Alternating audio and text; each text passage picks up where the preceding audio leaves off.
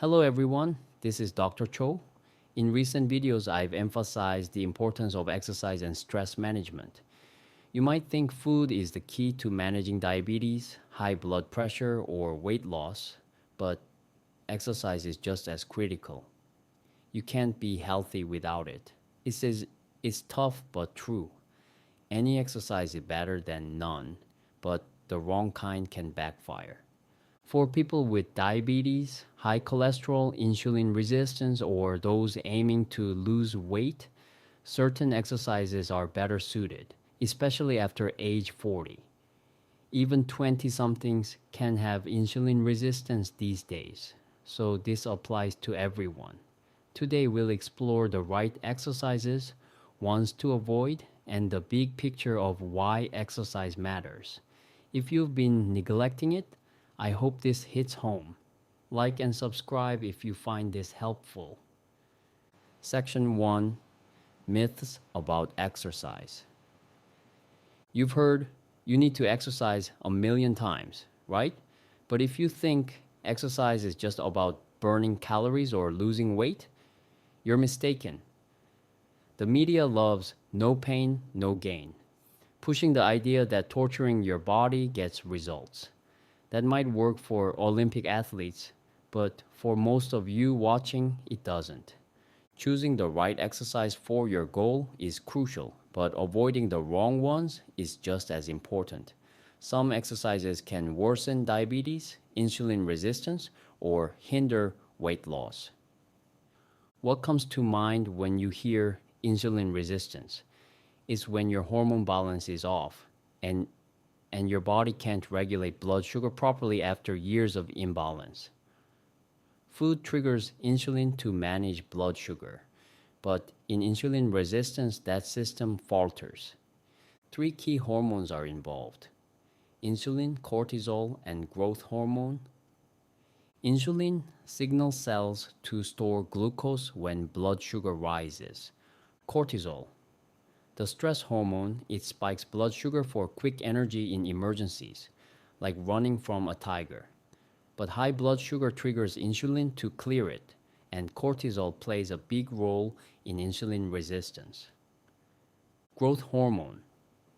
In kids, it drives growth. In adults, it regenerates muscles, fights aging, and boosts metabolism. Bodybuilders love it. Exercise that raises metabolism keeps your basal metabolic rate BMR high. Exercise is a form of stress, so we need to manage it. Mental and physical stress differ to maintain hormone balance and minimize side effects. Exercise directly impacts cortisol and growth hormone, with insulin affected indirectly. You've heard exercise improves insulin sensitivity and reduces insulin resistance, but that's only half true. Insulin resistance happens in muscles and the liver. Intense exercise boosts muscle insulin sensitivity, but if your liver function is poor, exercise alone won't fix it much. So, what exercises should you do? Some of you want the short version, but trust me, skipping the detail means forgetting them later. Let's start with exercises to avoid.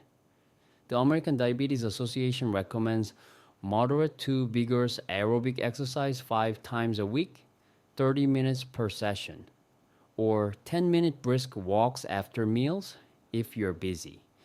Sounds good, but there's a catch. Moderate and vigorous exercises trigger very different hormonal responses. Low to moderate exercise is fine, but vigorous ones can backfire. Brisk walking right after eating is also problematic. After a meal, your parasympathetic nervous system should kick in to produce stomach acid and enzymes for digestion. Walking immediately activates the sympathetic nervous system, diverting resources from digestion. This can cause acid reflux or indigestion. Even if you don't have issues now, this habit can lead to problems. Focusing only on calories, 30 minutes of walking burns 170 calories, running burns more, stairs burn double. Leads to the no pain, no gain trap. Punishing your body isn't the answer. Exercise falls into three categories: aerobic, anaerobic, and high-intensity interval training, HIIT. Let's see how they affect hormones. Aerobic exercise, low intensity, sustainable for hours, burning glycogen and fat with ample oxygen. No lactic acid buildup, so you're not gasping and you can chat while doing it. Heart rate stays at 60% of max, about 120 beats per minute for 20 to 40-year-olds. Examples: walking, cycling, swimming, hiking, stair climbing, jogging, depending on fitness.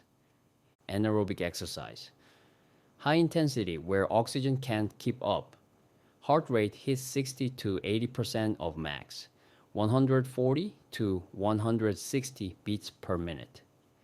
It burns glucose, producing lactic acid, causing muscle soreness. Examples: basketball, tennis, soccer, boxing, Zumba, aerobics classes.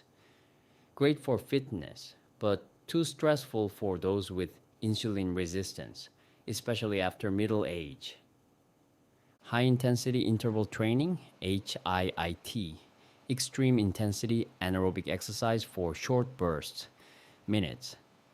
Think 30 seconds of sprinting, 30 to 60 seconds rest, repeated.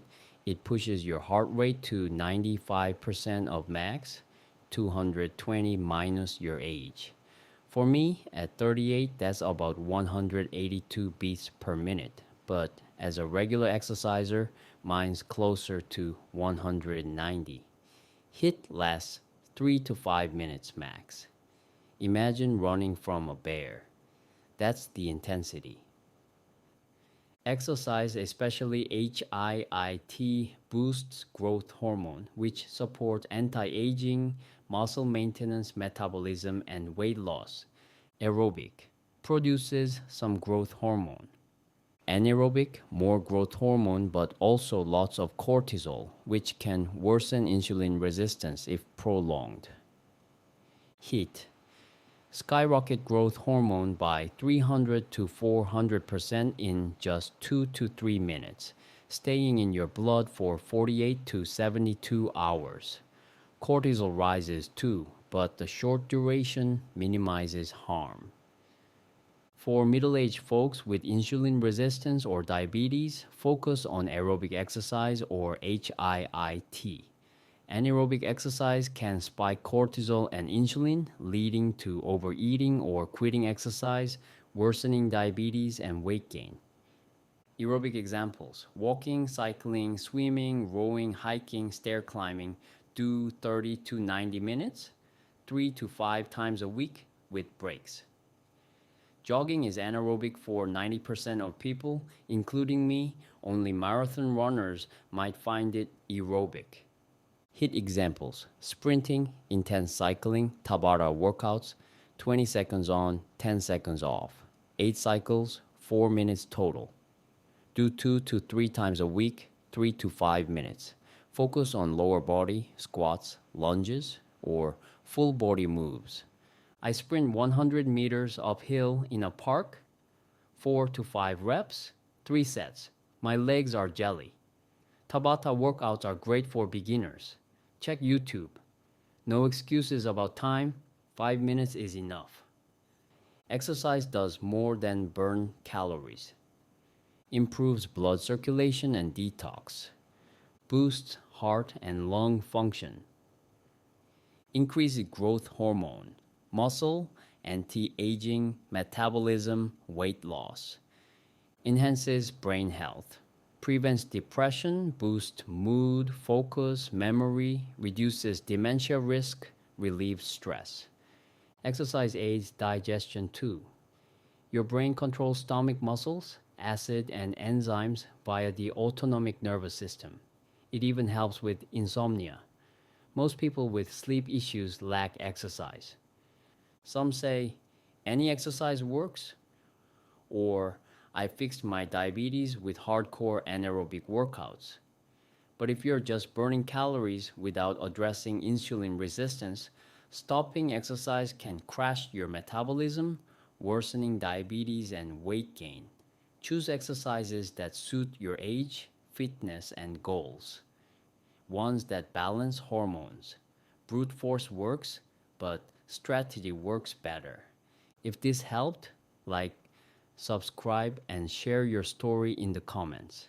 Check my channel for more on diabetes management and exercise. Let's build a healthier life together. Thanks for watching.